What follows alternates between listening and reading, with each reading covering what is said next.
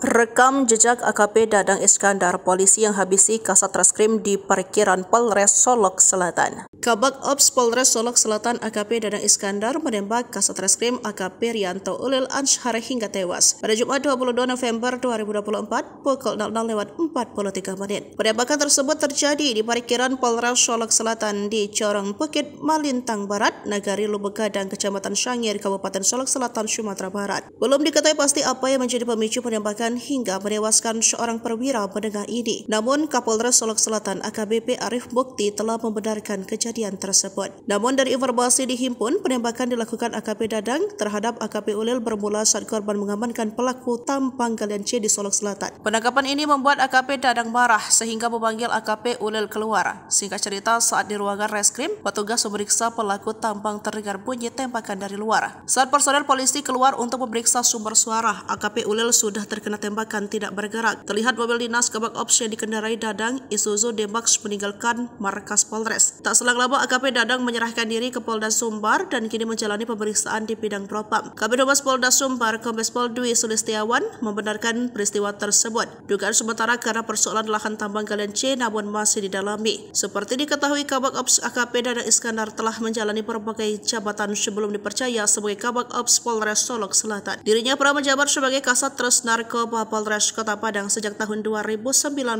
hingga 2020. Lalu sebelum itu dirinya juga pernah menjabat sebagai Kapolsek Sangir Polda Sumatera Barat. Dilansir dari LHKPN KPK, AKP Dadang Iskandar terakhir kali melaporkan harta kekayaan pada tahun 2020 lalu dengan total 445 juta rupiah.